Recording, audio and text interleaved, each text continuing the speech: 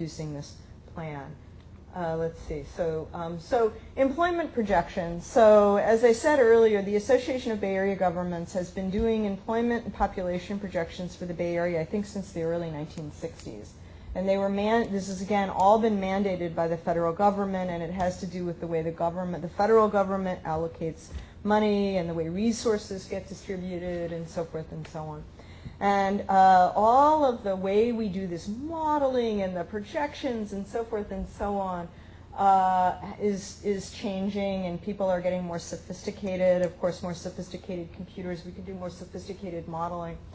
So at the regional scale, we used to look at population and employment in kind of separate trenches. And one of the things that's happened with the integration through the SCS, or the Sustainable Community Strategy. If I say SCS, is that okay?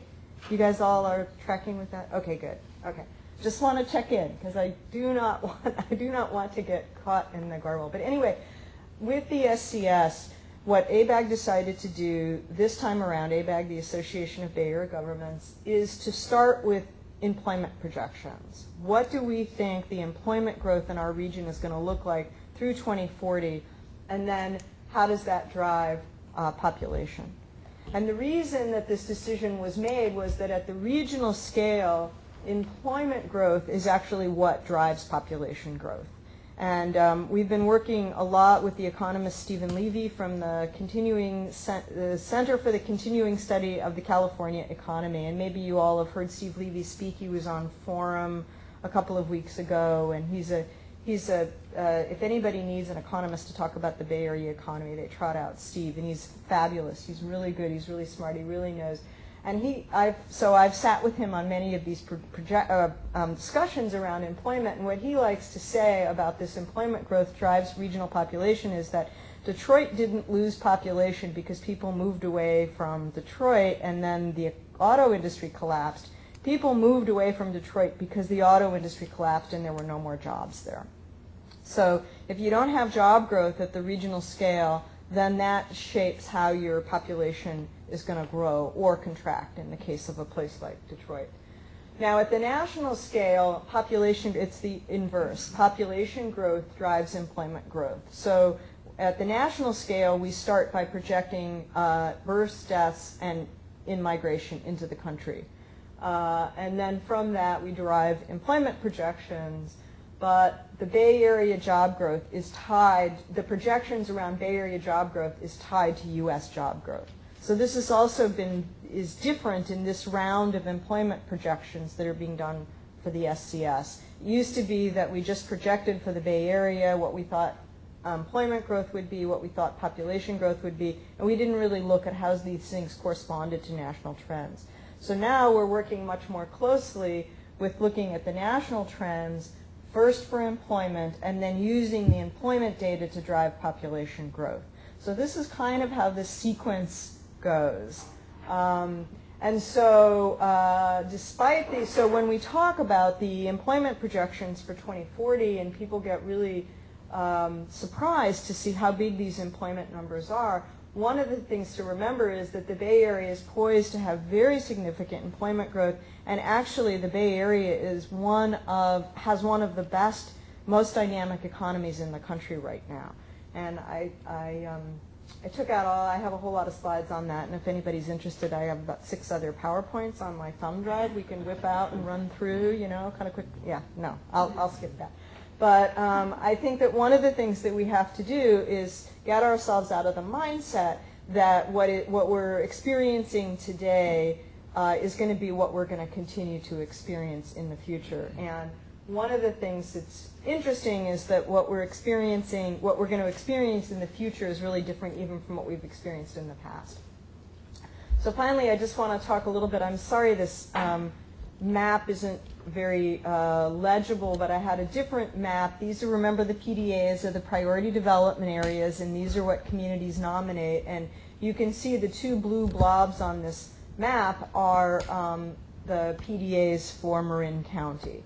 And then the orange areas are places that are being potentially planned to be PDAs but have not been submitted to ABAG for acceptance as priority development areas. So these are in San Rafael is one, and the other one, I'm not sure. They're both in San Rafael. Okay. To be honest with you, I'm not the expert on Marin County. So, but anyway, so you can see that for Marin County, San Rafael is anticipating absorbing the most intense growth, and then there's some other places here that are thinking about it but have not. It's mainly along the 101 corridor. Mainly along the 101 corridor, right. So all the growth. So Marin County would continue the same pattern of keeping West Marin rural, basically, and continuing to focus the population growth in the 101 corridor that's already urbanized. So that sort of makes sense. But this just gives you a sense. And you can just see the southern tip of Sonoma County. Petaluma has a PDA, and then you can see Cotati has one. Of course, Santa Rosa has one, or maybe two in Santa Rosa.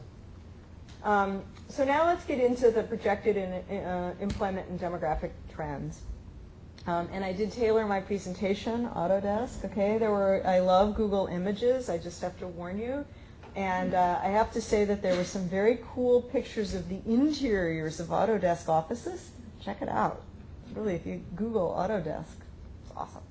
Anyway, one of the things that I think is so interesting about the future is that it is not going to look so much like the past in terms of the economy. And this is one of the most interesting points that Steve Levy talks about. Now, when you look at, and this is the share, the percentage of U.S. employment. So in 1990, can you read these numbers in the back? Great. Okay, that's awesome. So in 1990, the Bay Area accounted for about 2.6% of total U.S. employment.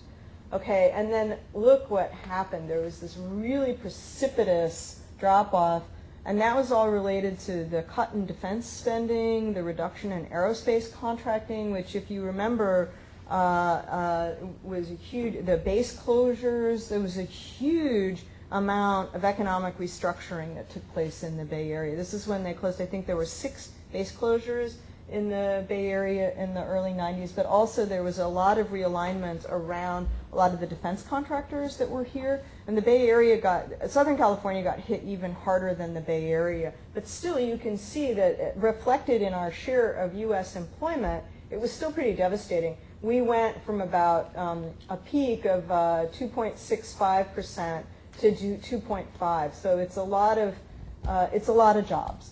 Okay, and then what happened? What's this? The dot-com boom. Damn those dot-commers, right? Who ran up the tab and didn't really have any earnings, right? So what happens to them?